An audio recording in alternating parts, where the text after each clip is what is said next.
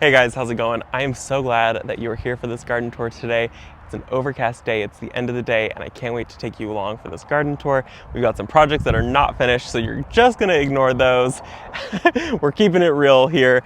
I'm excited to show you guys our garden. So I'm excited that you're here for this garden tour. If you don't like the point of view on this one where Brent's gonna be holding the camera, feel free to check out the other garden tour that I also have uploaded today where I'm holding the camera and showing you the garden tour from my point of view. So with that said, let's jump into this one. So we're gonna head over here first. I've got these two emerald green arborvitaes in containers. I absolutely love them. They're an evergreen.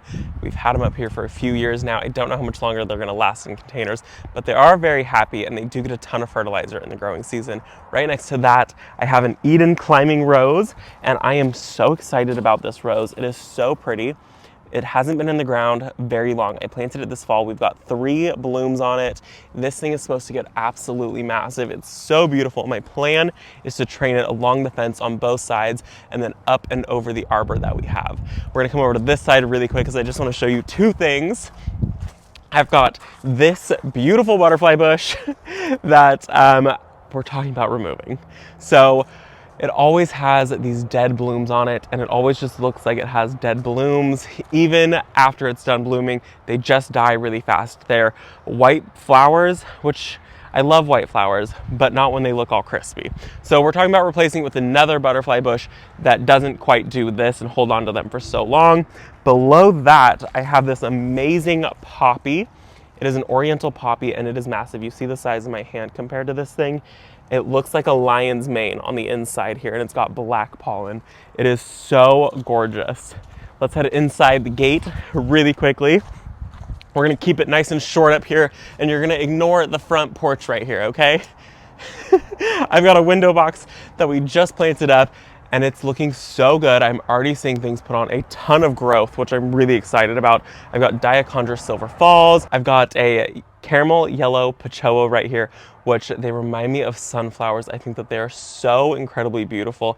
That's kind of the vibe that I want to go for this year up here, is like sunflowers and golds. I think it's gonna be really pretty. I've got some sunflowers that I'm gonna get installed really soon that I can't wait. And then I have some creeping Jenny, and then the window box just repeats itself all the way down. Now we're gonna head over to the side yard. And then coming through our side gate over here, this area has really transformed in a very short period of time. I really love it. I have an eastern redbud tree right here. It is so beautiful. I love it because the leaves on it are heart-shaped.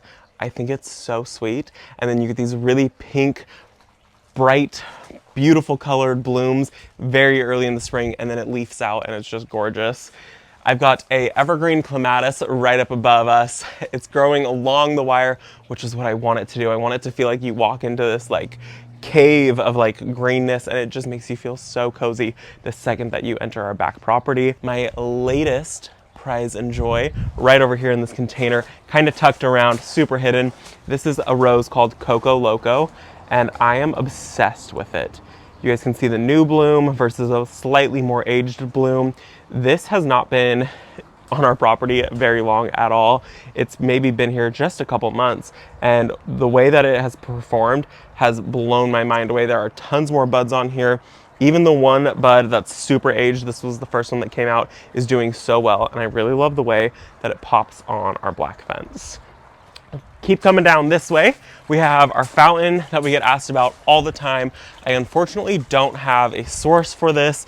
The guy that made it, he was local to us, and he has since closed down his statuary shop and he moved away. And so I don't know where you guys will be able to get one. I'm sorry about that because I get asked all the time. And then I've got a hosta surrounding that. That is newly planted. I'm really excited about that. I absolutely love how big that hosta has gotten. It's really pretty. On this side over here, I have a white iceberg climbing rose, and it is loaded with buds. This was the very first one to flower for us. We got 1 flower compared to all of the other ones, so it was really exciting. She's always the first to bloom and the last to stop blooming. She doesn't always throw out the most blooms, but she performs very well. We're gonna keep coming down this way. This is another interesting piece that we have in our garden. This is a saguaro cypress. I really love it because it's got these like arms like a saguaro cactus has. It's really, really pretty. It doesn't get absolutely massive. And I just think it's a really, really pretty, interesting, like, architectural piece to add to a garden. We're gonna keep coming this way. This is our patio area. I've got it flanked by 2 trees. This is a magnolia tree called Ricky. She gets the most beautiful flowers. When it was flowering, we were staring at it nonstop. I would walk up and I would just stop and stare because it was so incredibly beautiful. Now it is fully leafed out. It's still gorgeous. It doesn't look like a normal magnolia. It doesn't have those super waxy, thick leaves, which I really love and appreciate. And then underneath that, it has some creeping thyme ground cover, which a lot of people said wasn't gonna make it. It is, so far, it's made it. It's doing really, really well. This has been in this container for almost a year now, which I'm really, really happy with how well it has done. And I've probably got another 2 years on it. And then I have a lemon tree right here, which if you want something that's gonna bring a ton of smell to your garden, plant one of these in a terracotta pot by a walkway, because once it starts blooming, the smell is amazing, and then you'll get some lemons off of it, they're really interesting and they're really pretty, and then you get to eat them. This is our gazebo area where we spend a ton of time. We just redid this area. We got new couches, new coffee tables, added plants, did the whole rework on it, and it has made it so cozy and so relaxing to come here. We even put a little TV up in the corner, and we have a fan hanging to keep all of the bugs away, which this fan has been amazing. We picked this up at Lowe's, I think 2, maybe 3 years ago. Best purchase ever for the summertime. I highly recommend it. We're gonna come this way really quickly. This is one of the projects we're gonna ignore, a halfway finished pathway. We're not gonna pay attention to that. The goal is to get it all to look like this. It'll just be beautiful gravel, nice looking. This is our shade sunbed. It's really weird because it is shade right up to here, and then this is all sun. So I have a rose, is the Itsy Bitsy Peach Miniature Nectarine Rose, and it is so cute. The bloom that I have on it is faded. I'm gonna pop up a like image of what it looked like when it was blooming, because the inside of it was glowing. It was so gorgeous. I've got that backed by a hydrangea, which is crazy to have a rose right next to a hydrangea, but that's where the sun and the shade hits. This is the Seaside Serenade Glacier Bay from Monrovia also. This hydrangea has black stems on it. It's really, really cool. One question that we had asked about a lot, actually let's answer 2 of them, is about our espalier. I've got a video, just search Visit Our Garden Espalier, and you'll see a video about how to install it, how to maintain it, how to take care of it. I have honeysuckle growing on it. No, I don't get blooms very often. We do cut them off. This is 1 year old, and it's a lot of maintenance. And then our black fence, this was painted with a paint sprayer. Super easy to do. It was amazing. The way that it makes plants just pop in the garden, so worth it. This is the color Slate by Behr, and it is the outdoor house and deck stain. If you go and you ask for Slate in paint color, it's not going to be this color. So you have to make sure you get the outdoor paint and stain. You can also search Visit Our Garden painting fence, and that video will show up exactly what I used. We're gonna head over to this bed right here next to our aviary. This tree is one of my pride and joys. This is a white alder tree, and I am so in love with it. It has grown so fast in such a short period of time.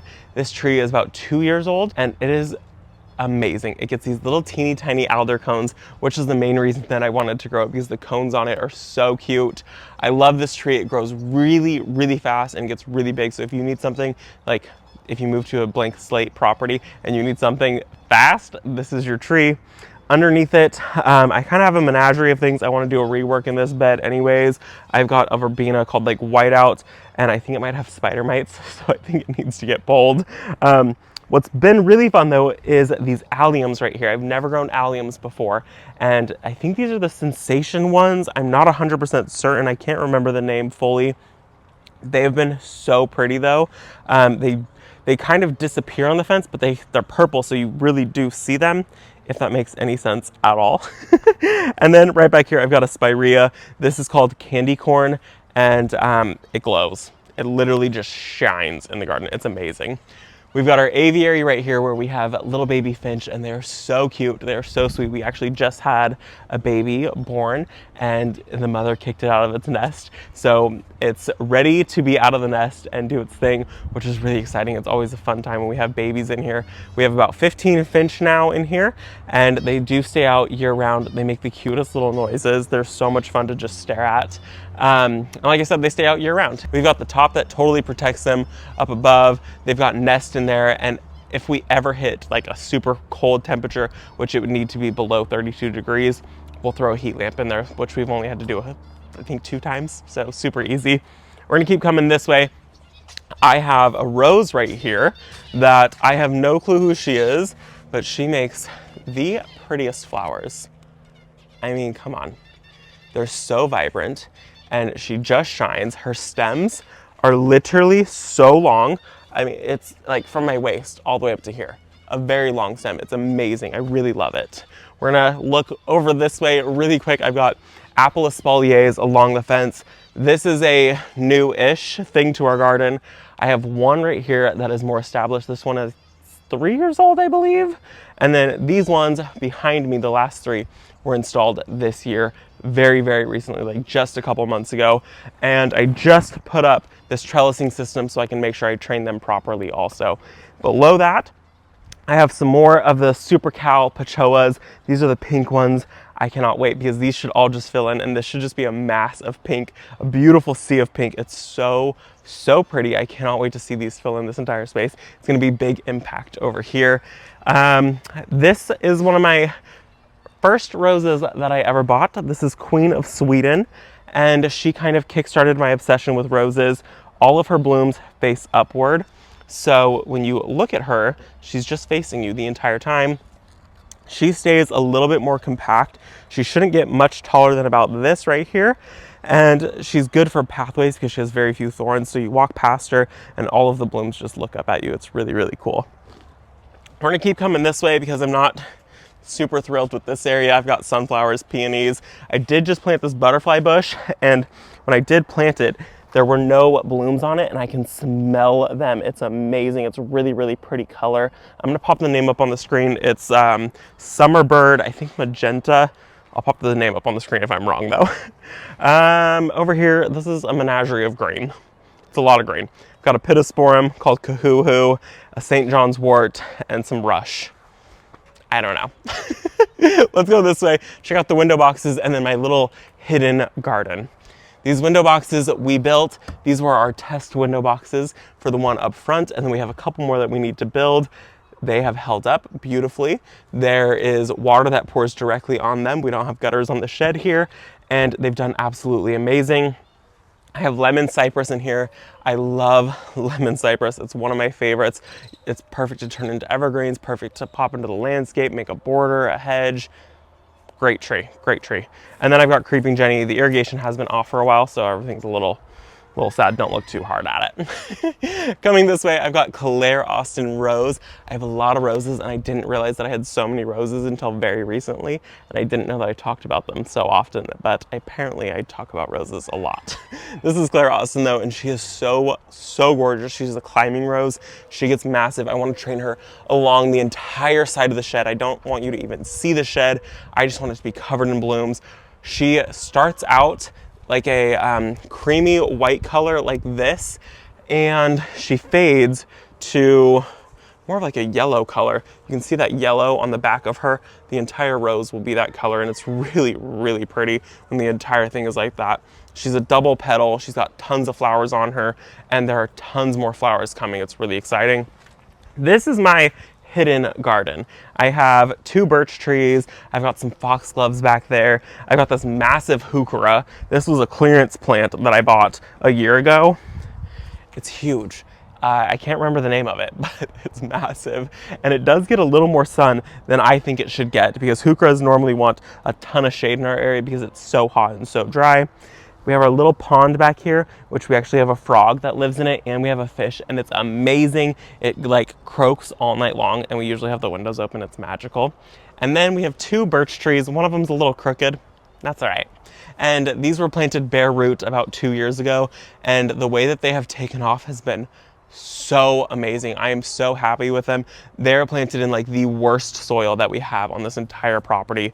It's amazing to me.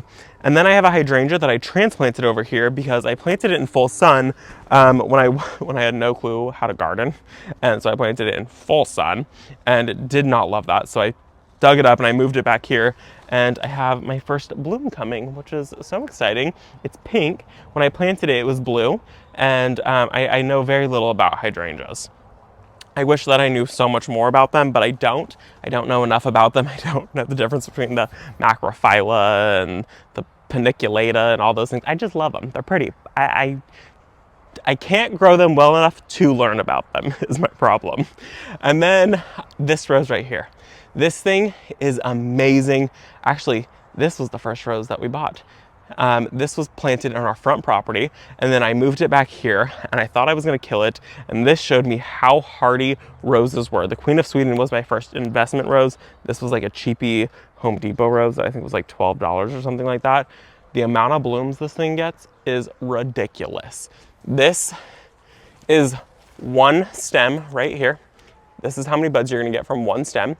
This is the white iceberg rose, and the only issue that I have with it is the fact that it is an aphid attractant. The aphids just like run to this thing, they flock to it. The Claire Austin, almost never. This one, they're always on it. It doesn't seem to be bothered. I do try to hose them off and take care of it, but the aphids love her. We're gonna come this way. We'll take a very, very quick glance at the vegetable garden because veggies don't excite me. This veggie garden has got a complete rework. We're doing new beds in here. We're building these, we're lining them so that way they don't decompose. I have potatoes growing right here. I love to grow potatoes. There's a few crops that I absolutely love to grow. And they're like the easiest ones because they grow so easy. Potatoes, garlic, and onions, which I also have a bed of onions. And so those are my three crops that I absolutely love to grow because you get big rewards from them, and I will actually use all of them. This is our chicken coop. We have 5 chickens in here, and no, none of them have a single name. We haven't named any of them.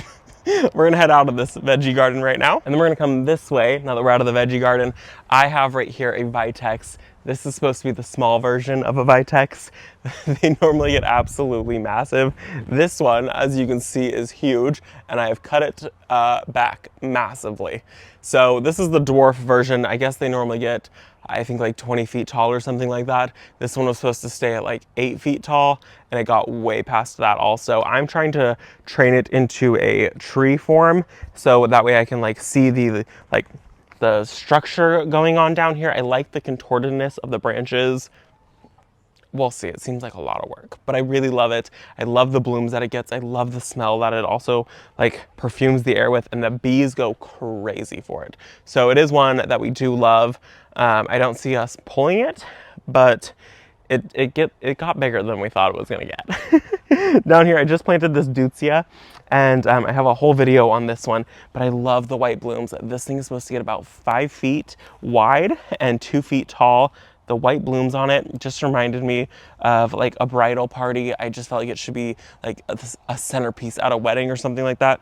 And then it's supposed to get really, really beautiful fall color. So I can't wait to see what it does this fall and for it to like take off and fill this entire area out. Coming down this way, I have a plant that I am so sad about. This is the Berry Poppins. And you guys, I wanted this plant for so long.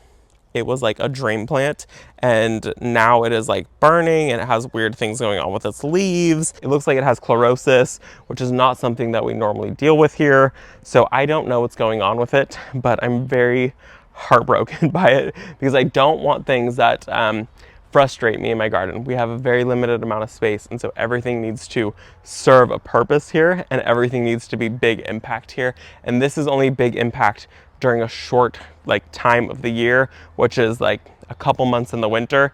And so if during the growing season it's gonna look a little struggly, we might have to remove it, which breaks my heart because it was a plant that I wanted for so long, and I was so happy when I found it. It's okay though. Right here, I just transplanted this chokeberry. Chokeberry, however, I absolutely have come to love. I love the dark stems on it. I love the berries. I love the fall color. I would love to add more chokeberries. It's been absolutely amazing. It's really, really gorgeous plant. This kind of does more for me than the berry poppins does, and I still get the red berries, which is really, really cool. So I'm thinking maybe I will add maybe 2 or 3 more chokeberries and take out that berry poppins, because the chokeberry has been amazing, and it's I guess it's a native to California, which is pretty cool. Down here I have Japanese anemone, which spreads and it takes over. It's a thug in the garden. She's gonna do what she wants to do. She spreads by rhizome, but the blooms she gets will get this tall. I'm not even kidding. They're amazing. They're so stunning. There's a whole bunch of different varieties. This variety tends to just get bigger. She destroyed the lawn this year, so I had to cut her back hard. I had to dig up a bunch of her this year. I still think it's worth it. I still love having her in the garden. I will try hard to keep her in check, but I'm not gonna be mad if she takes over too much. This right here is an ivory halo dogwood. Oh my gosh. The foliar growth on this is stunning. It is so gorgeous. I love the variegation on it. It's got whites and a light green and a dark green, and I just think it is so pretty. And the stems on them have like a reddish tint to them, so it's really cool. And of course, right here, I have another lemon cypress. I'm telling you guys, I love lemon cypress. I have another one in the side yard I didn't even show you. I think we have 5 on the property in total. We have a lot of them. I love them. They smell so good. Coming down this way, this is one of my favorite columbines that I have ever grown. I will always have this one. I'm waiting for it to go to seed. You can see all of the seed heads right here. And then this is what the blooms look like. This is the pink petticoat columbine. I grew it from seed 1 year, and then I just now take the seeds once the seed pods dry and I shake them around the garden. I've got them popping up kind of everywhere. I've got one here. I've got them along the way, down that way. I want this to be a weed in my garden. I love it so much. Speaking of a weed in the garden, this right here, I hate this thing so much. It is my next door neighbor's rose. It is called Lady Banks. The flowers on it are gorgeous. I will give it that. They're really, really pretty. But the way that it grows is absolutely insane. This thing has to get cut back so many times during the year. It's ridiculous.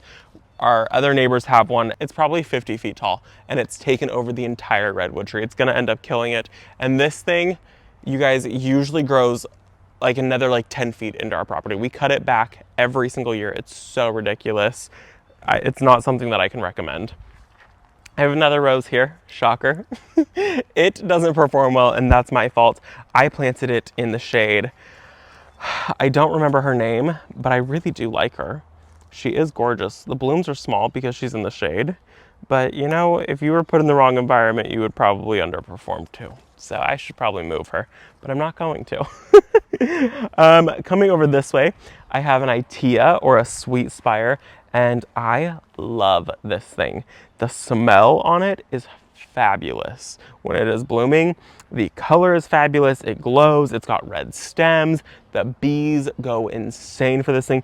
You'll just hear this entire bush just vibrating from how many bees are on it once it's in full bloom. You can see that the blooms are starting to form, but they're not there quite yet. So they're almost there. I probably have another 2 weeks until it is in full bloom, and it's just going to be a spectacular show.